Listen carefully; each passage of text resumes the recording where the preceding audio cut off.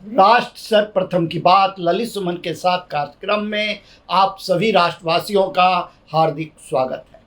राष्ट्र सर्वप्रथम की बात में आज हम बात करेंगे राष्ट्र की सबसे बड़ी समस्या भारत की राजधानी दिल्ली की, जहां समस्या ही समस्याएं हैं। कभी पानी के लिए हाहाकार तो कभी पानी से हाहाकार। दिल्ली वासी करें तो क्या करें। जब उन्हें पीने के लिए पानी नसीब न हो तो वह धरना प्रदर्शन करने की जगह वह पानी की बाल्टी टैंकर लेकर करके लाइन में खड़े होते हैं ताकि उन्हें जीवन जीने के लिए पानी मिल सके। दिल्लीवासी परेशान हैं। लगातार यह एक वर्ष की समस्या नहीं है, लगातार वर्षों से यह समस्या चलती चली आ रही है। सबसे ज़्यादा अगर दिल्ली वासी को पानी के लिए नहीं रोना पड़ा तो वह दिल्ली के मुख्यमंत्री मदन लाल खुराना का कार्यकाल था, जिन्होंने हरियाणा से इतनी पानी की व्यवस्था कर दी थी कि दिल्ली वाले को पीने के लिए पानी मिल जाया करता था।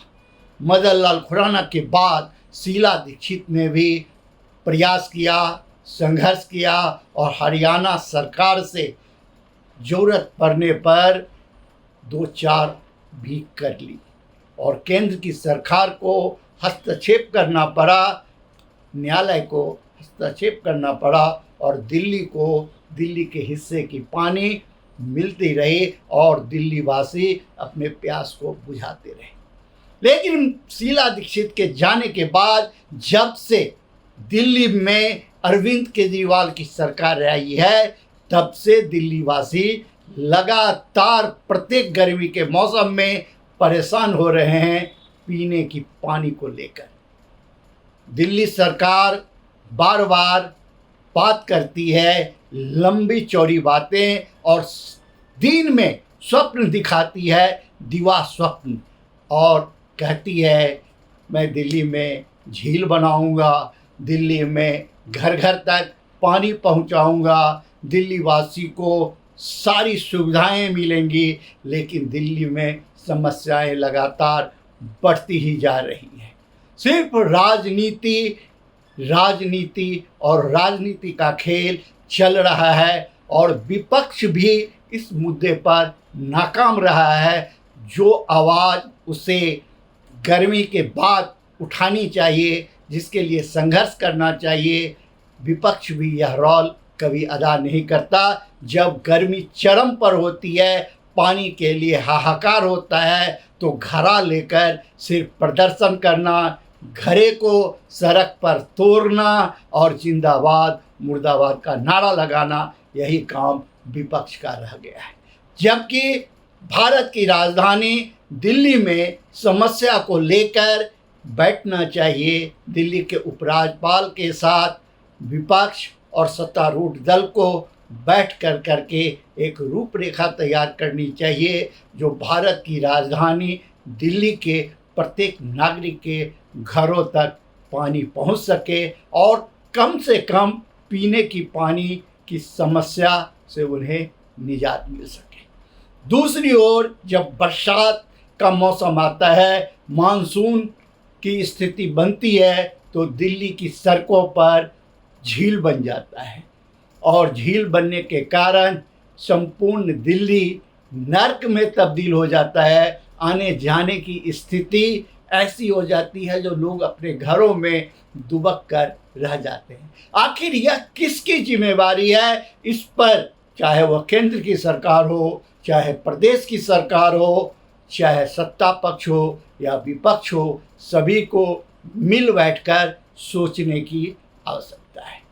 हम आज बात करेंगे राष्ट्र सर्वप्रथम की बात कार्यक्रम में, जो भारत के प्रधानमंत्री अपने तीसरे कार्यकाल में भी मन की बात लेकर राष्ट्रवासियों के सामने आए।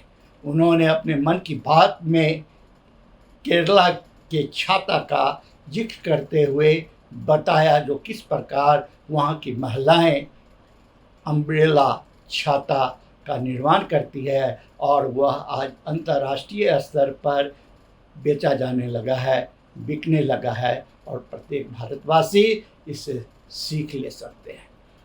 हम आज राष्ट्र सर्वप्रथम की बात कार्यक्रम में एक जिस गंभीर मुद्दे को लेकर बात करना चाह रहे हैं वह है भारत की राजधानी दिल्ली का नगर निगम। नगर निगम का नाम आते ही सभी के दिमाग में एक बात कौंध उठता है, जो बात होगी भ्रष्टाचार की। भ्रष्टाचार तो बहुत छोटा शब्द पड़ गया है करोल बाग जोन के लिए, दिल्ली नगर निगम के लिए, जहां एक एग्जीक्यूटिव इंजीनियर संगठित अपराध के तहत अपने डीसी का फर्जी साइन करने का काम किया है।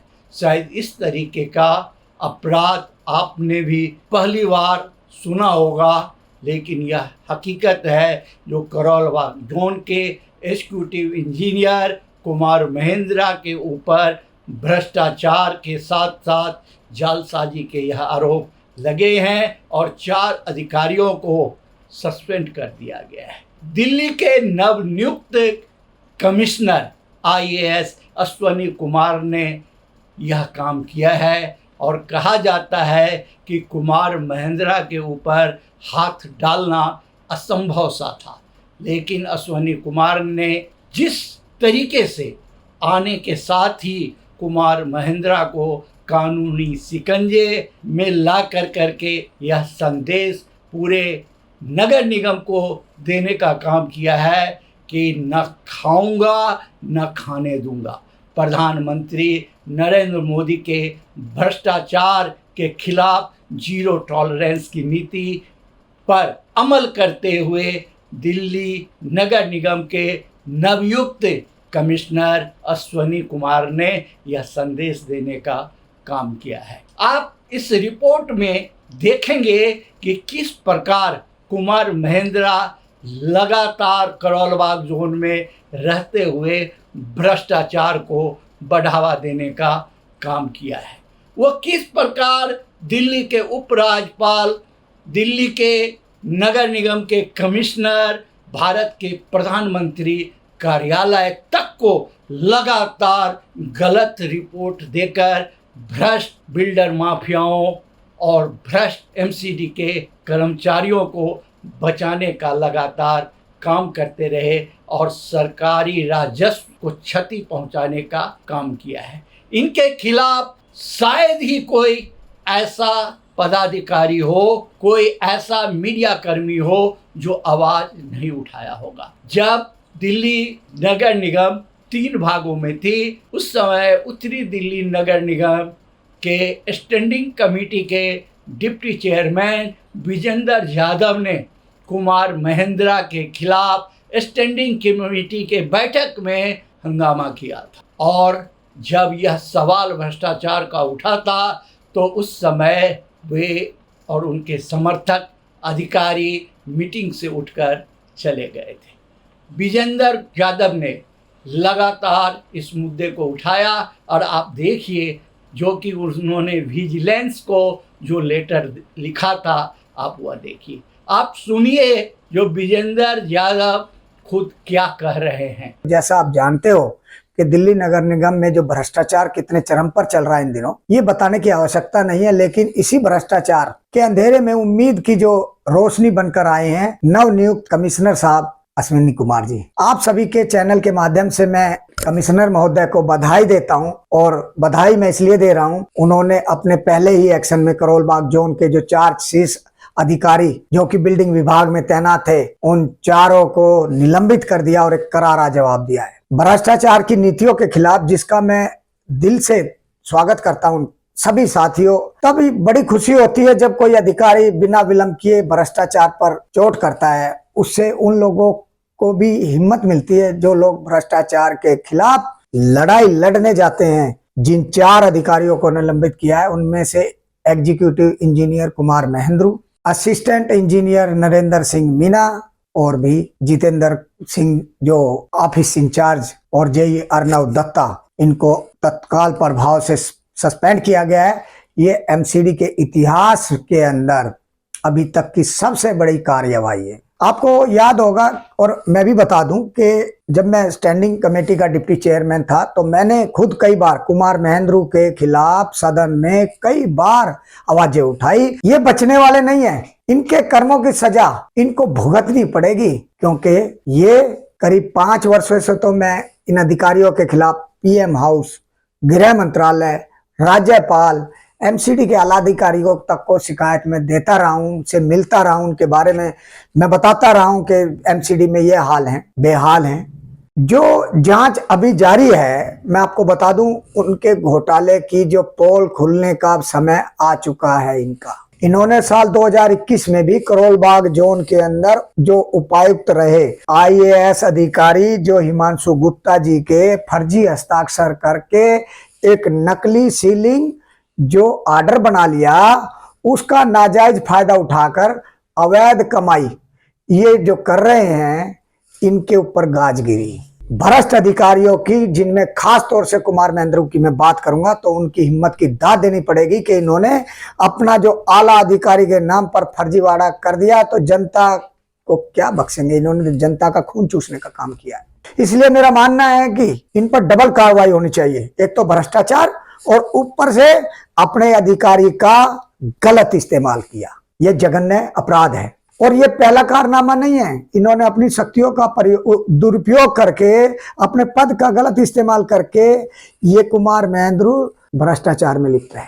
जहां इनकी पोल खुल रही है और इनके काले कारनामों की लिस्ट इतनी लंबी है कि अगर एक आदमी लग जाए तो पूरा जीवन लगा दे, और इनकी जो कहानी है वो भ्रष्टाचार की संलिप्तता की खत्म नहीं होगी। इतने सातिराना दिमाग से, अंदाज में रहकर इन्होंने भ्रष्टाचार को अंजाम दिया है जिसकी कल्पना करना भी नामुमकिन है। आपको याद होगा कि दिल्ली का जो अर्पित होटल कांड हुआ था करोल बाग में, पहाड़गंज में, उसमें 17 लोगों की दर्दनाक मौत हुई थी और चारों तरफ मातम छा गया था और पूरे एमसीडी विभाग में हड़कंप मच गया था। वहां अधिकारियों पर जो गाज गिरी, दूसरे तो सस्पेंड हो गए या भाई उनको ट्रांसफर कर दिया या उनको हटा दिया गया, लेकिन ये आला अधिकारियों पर जो गाज इनके ऊपर भी पड़नी चाहिए थी, आला अधिकारियों की। इन्होंने कोई सेटिंग कर रखी थी। इनका अपना दायरा है, इनकी अपनी टीम है, पूरा वर्क करती है, उनके साथ काम मिलके करते हैं। इसके अलावा दिल्ली पुलिस की भी इनके ऊपर एक एफआईआर दर्ज हो रखी और एंटी करप्शन ब्रांच ने भी इनके घर पे छापा मारा था।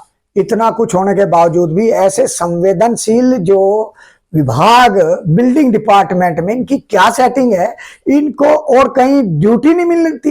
ये बार बार बिल्डिंग विभाग में कार्य करते रहते हैं, जबकि नियम ये है कि 3 साल में ट्रांसफर होना चाहिए। इनका ट्रांसफर ही नहीं होता है। इन्होंने जो पोस्टिंग ले रखी थी और सेटिंग से ले रखी थी, ये भी एक सोचनीय बात है। इनके खिलाफ जमीन के गलत इस्तेमाल, अवैध निर्माण और गलत मनमाने तरीके से काम करने के गंभीर आरोपों की बहुत सारी लंबित शिकायतें हैं, जो शिकायतें मेरे द्वारा भी मैंने दर्ज करा रखी हैं। लिखित रूप से मैंने काफी कोशिशों के बाद भी कुमार महेंद्रू के खिलाफ जो तथ्य जमा कर रखे हैं, अगर यदि जांच कराई जाए और मेरी जरूरत पड़ेगी तो मैं, आवश्यकता होगी तो मैं कोर्ट में भी गवाही दूंगा। कुमार महेंद्रा की जो दिल्ली एनसीआर में करोड़ों करोड़ों रुपए की अकूत संपत्ति बना रखी है इसने, इसकी सीबीआई जांच होनी चाहिए। और इसको कैसे एक सरकारी आदमी अवैध तरीके से करोड़पति बन गया, इसकी आय से अधिक एक जांच का विषय बनता है। मुझे हैरानी तो इस बात की होती है कि कुमार महेंद्रू की जो इसके खिलाफ शिकायत दर्ज होती है और उसके बाद भी ये अपना ट्रांसफर यहीं पर करवा लेता है। ये बहुत बड़ा जादूगर है। इसने नजफगढ़ रोड पर इंडस्ट्रियल जमीन पर अनेकों बिल्डिंगों की जो सीसी यानी कंप्लीशन सर्टिफिकेट गलत तरीके से दे दिए। कीर्तिनगर में मनमाने तरीके से लैंड यूज चेंज कर दिए इसने। कितना रेवेन्यू का नुकसान हुआ है, ये एक सोचने बात है। जमीनों पर कई, मैं कहता हूं 50 से अधिक इसने बैंकिट हॉल बनवा दिए। इसका गलत आचरण सरकार को भी राजस्व का नुकसान करवाया। इसने लैंड यूज चेंज करके नियमों को धत्ता बताकर इसने राजस्व नहीं लेने दिया और अपनी जेबें गर्म करता रहा। लेकिन इसके भ्रष्टाचार के चलते जो सरकारी राजस्व भ्रष्टाचार की भेंट चढ़ गया, जिन बिल्डिंगों में सील लगी है उनके ऊपर भी एक्टिविटी कमर्शियल जारी रखी। ये इसकी कलाकारी है। और एमसीडी के जो डीसी साहब के द्वारा एक बार इनके ऊपर शिकायत बिल्डिंग पे की थी उन्होंने, और उस पे भी बिल्डिंग पे कार्रवाई करनी तो दूर, गतिविधियां जारी रखी। करोल बाग जोन में बिल्डिंगों में इतनी दुकानें बना दी इसने कि वहां संख्या डेवलपमेंट प्लान में निर्धारित संख्या से बहुत अधिक सैकड़ों दुकानें इसने बनवा दी गलत तरीके से। ये master plan master para number 15/4 का खुला उल्लंघन है और करोल बाग जोन में इनके खिलाफ जो इतनी शिकायतें आना करोल बाग जोन में कि कितनी सारी अनियमितताएं के साथ एक साथ ये करोल बाग जोन में कई बड़े हादसों का भी होना। करोल बाग जोन में कुमार महेंद्रू यह सब बताता है कि ये जो भ्रष्टाचार का तंत्र है ये किसी के द्वारा नहीं, केवल और केवल कुमार महेंद्रू के द्वारा चलाया जा रहा है। इसके खिलाफ सीबीआई जांच की मांग करता हूं। मैं विश्वास दिलाता हूं कि जहां कहीं मेरे सहयोग की आवश्यकता होगी वहां मैं उपस्थित रहूंगा, क्योंकि भ्रष्टाचार के खिलाफ लड़ाई में मेरा मकसद लड़ना है। आप देखिए जो किस प्रकार लगातार करोल बाग जोन के मोती नगर विधानसभा के तीनों निगम क्षेत्रों, चाहे वह रमेश नगर हो, चाहे वह मोती नगर हो, चाहे वह करमपुरा हो, लगातार अवैध निर्माण और अतिक्रमण होता रहा।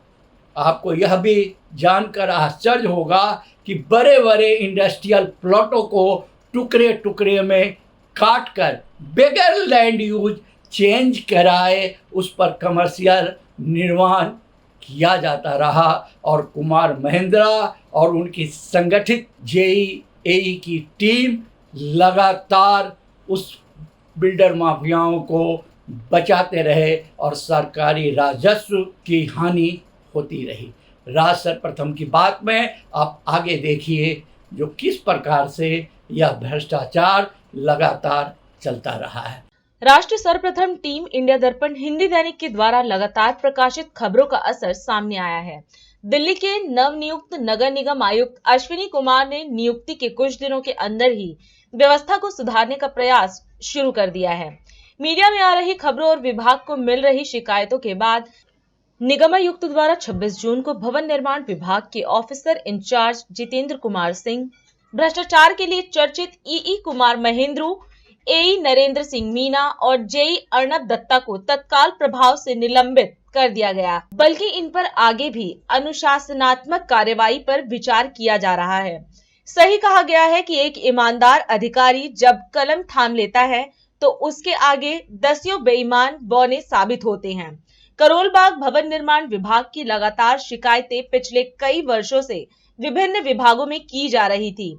इसका सीधा कारण था इलाके में हो रहे अवैध निर्माण और अतिक्रमण, नोटिस होने के बावजूद कार्रवाई न होना और बिल्डर माफिया से मिलकर सरकार और जनता को चूना लगाना। इसके अतिरिक्त एक बड़ा कारण यह भी रहा कि एलजी कार्यालय से लेकर पीएमओ तक सभी को करोल बाग जोन भवन निर्माण विभाग द्वारा गलत रिपोर्ट लगातार भेजी जाती रही। चाहे बात कोरोना काल से पहले की हो या बाद में, लगातार भवन निर्माण की कार्यप्रणाली का स्तर जहां गिरता रहा, वहीं भ्रष्ट अधिकारियों व बिल्डर माफिया की जेबें भरती रही।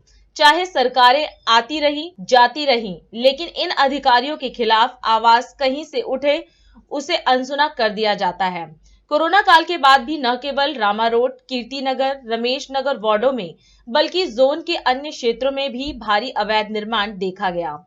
बिना लैंड यूज चेंज कराए इंडस्ट्रियल प्लॉट के टुकड़े कर हो रहा कमर्शियल निर्माण हो या नक्शे का उल्लंघन कर, यहां तक कि बिना नक्शे के भी 100% से अधिक निर्माण किया गया।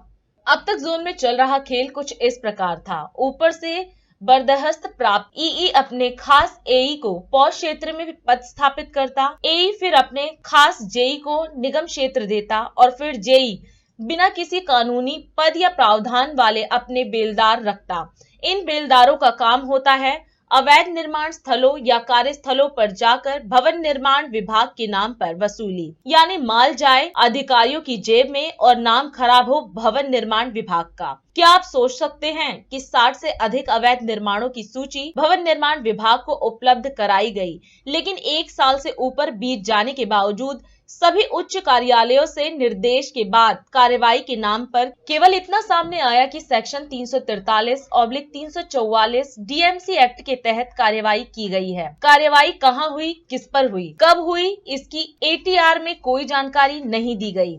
ईई महेंद्रू इस तरह के शब्द जाल बुनकर कई वर्षों से राज्यपाल दिल्ली के मुख्यमंत्री और निगमायुक्त कार्यालय की आंखों पर पट्टी बांधते रहे हैं। शिकायत चाहे डीडीए, एसटीएफ से आए, चाहे एलजी कार्यालय से या प्रधानमंत्री कार्यालय से, पहले कार्यालय में जहां यह अंडर प्रोसेस पेंडिंग डिस्पोज्ड के नाम से शिकायतों की धज्जियां उड़ाते रहे, वहीं दूसरे कार्यकाल में यह न केवल शिकायतों को महीनों तक लंबित रखते और डेडलाइन से कुछ पहले पुरानी गलत रिपोर्ट में से एक लाइन सभी अवैध निर्माणों पर चिपकाते रहते, जिससे सॉफ्टवेयर की निगरानी कर रहे अधिकारी गलतफहमी में रहते कि कार्रवाई हो रही है।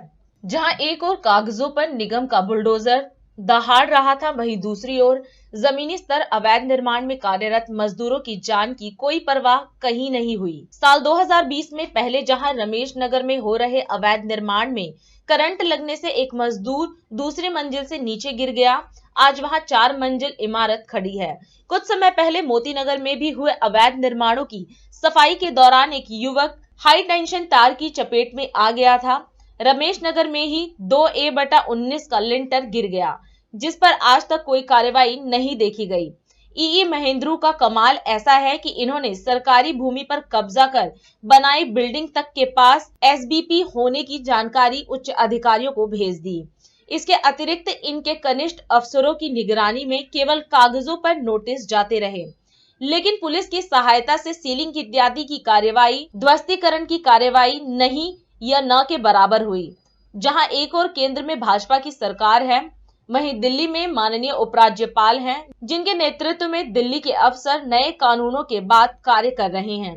इसके बावजूद इलाके में फुटपाथ पर अतिक्रमण कर न केवल अवैध तत्वों को श्रेय देने का चलन बनाया गया, बल्कि धार्मिक भावनाओं को आहत करने के उद्देश्य से फुटपाथ पर मंदिर का भी निर्माण संगठित भूमाफिया द्वारा कराया जाता रहा है। 100 से 125% निर्माण से जहां रास्ते संकरे होते जा रहे हैं, वहीं भूकंप आने पर जान माल का खतरा बढ़ता जा रहा है। गर्मी के मौसम में कीर्तिनगर टिम्बर एवं फर्नीचर मार्केट में लगातार अग्निदहन की घटनाएं सामने आई हैं और स्थानीय फायर ब्रिगेड के किसी भी अधिकारी से पूछा जा सकता है कि अवैध निर्माणों से पटी अतिक्रमित गलियों में घुसने में कितनी मशक्कत का सामना उन्हें करना पड़ता है। जहां एक और सुप्रीम कोर्ट यह आदेश देता है कि दिल्ली का एक पेड़ महत्वपूर्ण है, वहीं कीर्तिनगर के 1/60 में इमारत के बनने से पहले स्थित पेड़ को बिल्डिंग का चेहरा चमकाने के लिए जड़ सहित खत्म कर दिया गया और कंक्रीट डालकर उसकी लीपापोती भी कर दी। यह सोचने का विषय है कि जिस ईई के कारण निगम के सदन में 2 बार हंगामा हुआ, हमारे ई जोन के जो भवन के करोल बाग के कोई साथी है, कोई भी नहीं, मैं उसको ई जोन कह रहा हूँ, बिल्डिंग के कारण कह रहा हूँ। जो सिद्धार्थन होटल करोल बाग है जी, उसमें जब शोकॉज नोटिस कटा हुआ है तो उसमें कार्रवाई नहीं हुई, ये गलत तरीका है। या तो नोटिस भेजा ना जाए, भेजा है तो उस पर एक्शन लो। दूसरी बात, house number 2 Patel Nagar metro station के साथ में IAPL 8 वेस्ट पटेल नगर, इन्होंने 2 छतों को आपस में मिला दिया और ये सीलिंग के नोटिस इस बिल्डिंग पे भी चल रहे हैं, इसकी भी मुझे जानकारी चाहिए। करोल बाग पूसा रोड पर शादीपुर और पटेल नगर मेट्रो स्टेशन के बीच बगला नंबर 19 में 500 गज की 2 प्रॉपर्टी की छतों को लेंटर जोड़कर मिला दिया गया। ये कहाँ का कंस्ट्रक्शन जो हो रहा है गलत हो रहा है, इलीगल है, ऐसा नहीं करना चाहिए, क्योंकि इससे निगम की भी बदनामी होती है और जो आदरणीय मोदी साहब हैं उनके भी फॉलोअर्स में कहीं ना कहीं थोड़ा बहुत कमी आती है। सालमान पब्लिक स्कूल राजेंद्र नगर में अवैध निर्माण बुक है, नोटिस गया हुआ है, इस पर कोई कार्रवाई नहीं की गई। जो स्कूल में बच्चे पढ़ते हैं, अगर कल को किसी की जान माल की हानि होती है तो उसका कौन दंड का अधिकारी है?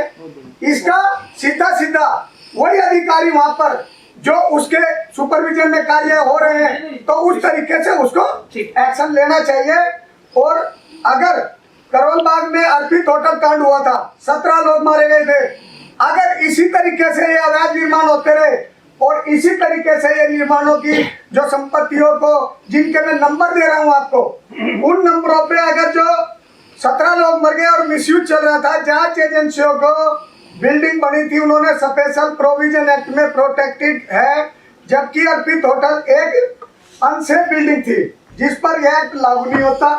साथ ही साथ मिसयूज का कंसेप्ट 2006 में आया और मिसयूज की सीलिंग भी इसके बाद शुरू हुई थी। इसकी जांच भी दोबारा करानी चाहिए। जिसका तबादला पूर्व आयुक्त वर्षा जोशी द्वारा कामकाज में हीला हवाली व अनियमितता के कारण किया गया। उसे डीसी के जाते ही कुछ समय के बाद फिर से जोन में लाकर बैठा दिया गया।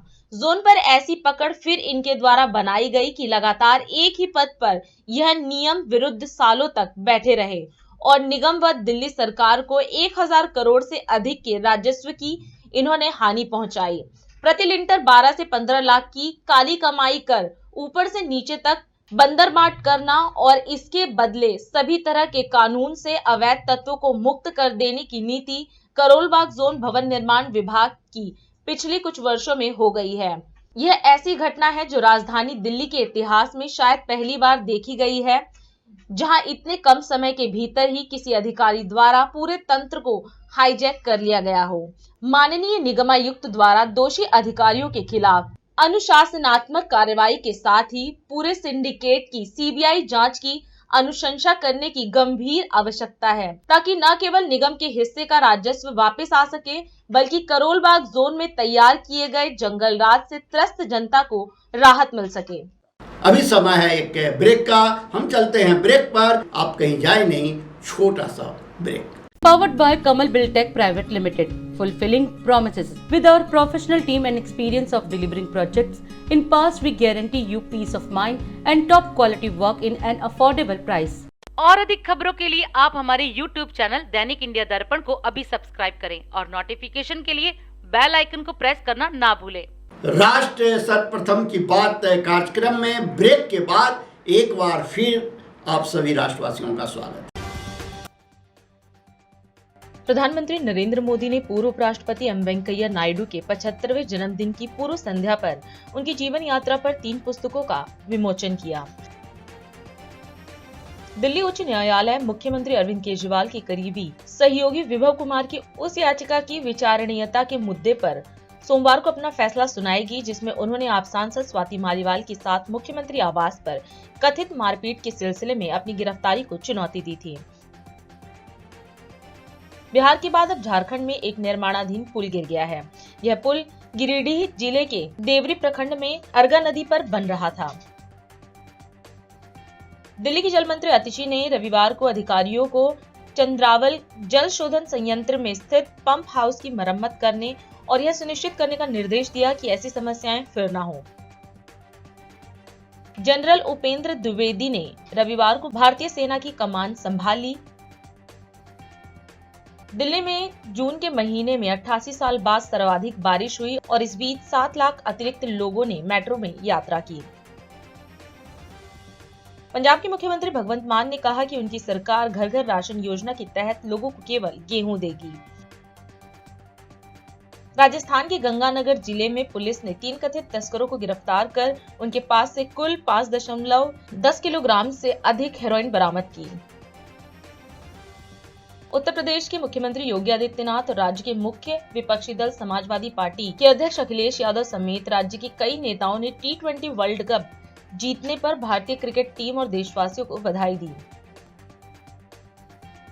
भारतीय कप्तान रोहित शर्मा ने T20 विश्व कप जीतने के बाद भावुक होते हुए कहा कि उनकी टीम ने न सिर्फ फाइनल में ही अच्छा प्रदर्शन किया है, बल्कि इसके लिए पिछले 3 साल से कड़ी मेहनत कर रही थी। भारत ने दक्षिण अफ्रीका को रोमांचक फाइनल में 7 रन से हराकर 11 साल बाद ICC खिताब जीता। और अधिक खबरों के लिए आप हमारे YouTube चैनल दैनिक इंडिया दर्पण को अभी सब्सक्राइब करें और नोटिफिकेशन के लिए बेल आइकन को प्रेस करना ना भूलें।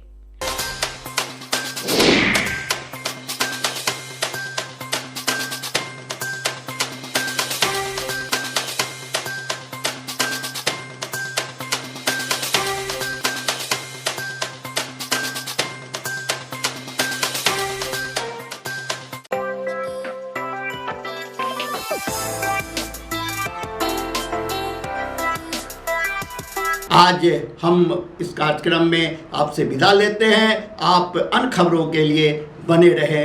राष्ट्र सर्वप्रथम, वंदे मातरम, जाग उठा है भारत। राष्ट्र सर्वप्रथम, राष्ट्र सर्वप्रथम। हम